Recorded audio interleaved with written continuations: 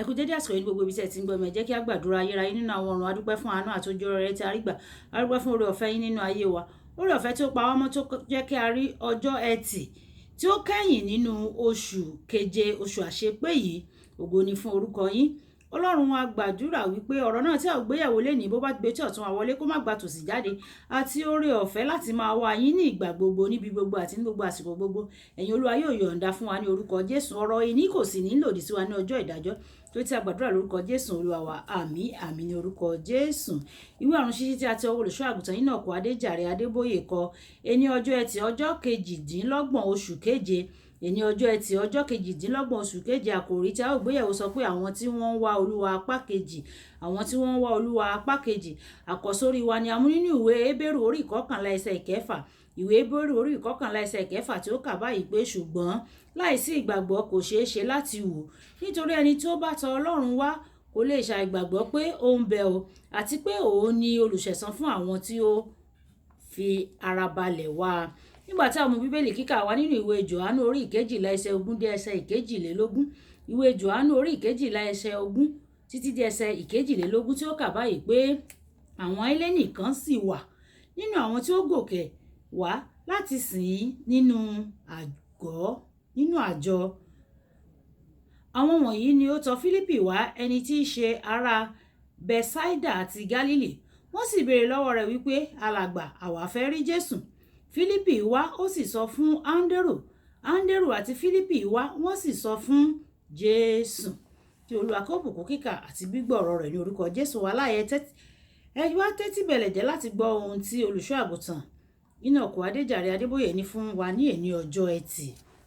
Lánàá a sọ̀rọ̀ nípa ọ̀nà mẹ́ta tí a lè gbà wá Ọlọ́run, àti àwọn ní láti ipasẹ̀ ọ̀rọ̀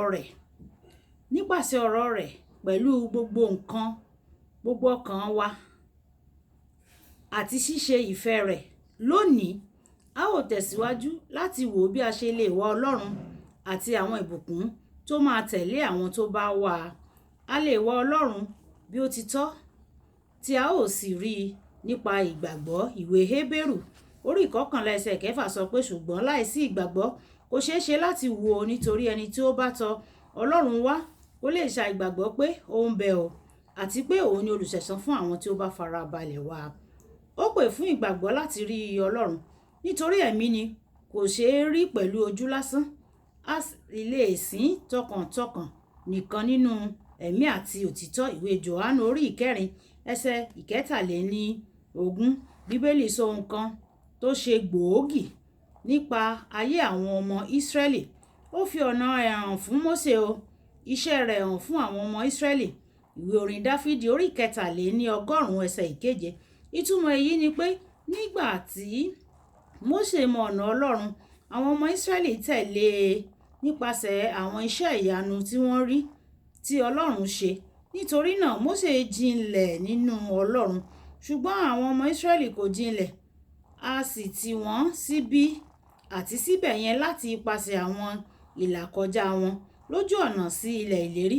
Mósè gba Ọlọ́run gbọ́ pẹ̀lú ọ̀rọ̀ rẹ̀. Àwọn ọmọ Ísírẹ́lì ń gbé nípasẹ̀ ohun tí wọ́n rí. Ìdí nìyí tí wọ́n fi fèsì lọ́nà òdì sí àwọn ohun tí wọ́n là kọjá nínú aginjù. Wọ́n kọ̀ láti rí Ọlọ́run nínú gbogbo àwọn ìrírí yẹn o. Nígbà náà àwọn tó wá Ọlọ́run máa ń lọ jìnnà láti lè dé ọ̀dọ̀ rẹ̀. Níbi kíkà tòní a kà nípa àwọn Gíríkì tó gbàgbọ́ nínú ìwàásù Mèsáyà. Wọ́n wá láti rí i kí wọ́n sì lè ní ìbápàdé pẹ̀lú Jésù. Olùfẹ́, ta ni òun wá ní ilé Ọlọ́run? Oníwàásù, àwọn ẹgbẹ́ akọrin. Ta ni? Mo kí ọ kú oríire bí o bá ń wá Ọlọ́run láti ipasẹ̀ Jésù Kristi. Ojú kì í ti àwọn tó ń wá Ọlọ́run o. Bíbélì sọ̀rọ̀ nípa àwọn tó ń wá Ọlọ́run pé a pa wọ́n mọ́ kúrò nínú ìtìjú. Ojú kì yóò tì wọ́n nígbà ibi o, àti ní ọjọ́ ìyàn a ó tẹ́ wọn lọ́rùn. Ìwé orin Dáfídì orí ìkẹtàdínlógójì ẹsẹ̀ ìkọkàndínlógún. Bí a ṣe ń tẹ̀síwájú nínú ìdajì ọdún 2023, wá Ọlọ́run tọkàntọkàn wàá sì rí i pé ó lágbára láti gbà ọ́, ó lágbára láti bùkún fún ọ tó tí ó sì lágbára láti mú ọ wà láàyè, ó sì lágbára láti mú ọ wà láàyè. Kókó àdúrà: bàbá mi, mo dúpẹ́ lọ́wọ́ yín fún fífi ara yín hàn mí, kí ẹ̀ṣẹ̀ kó má ṣe fi mí pamọ́ o lọ́dọ̀ yín mọ́ o ní orúkọ Jésù. Mo dúpẹ́ fún fífi ara yín hàn mí, kí ẹ̀ṣẹ̀ kó má ṣe fi mí pamọ́ kúrò ní ọ̀dọ̀ yín mọ́ ní orúkọ Jésù. Kí dùn kó pọ̀ ṣókí lọ́bẹ̀ oge Olúwabùkọ́lá aya kó ní ó ka ọ̀run ṣíṣí ti ẹ̀ní nígbà tí a máa pàdé ní ọ̀la. Ó dàbọ̀.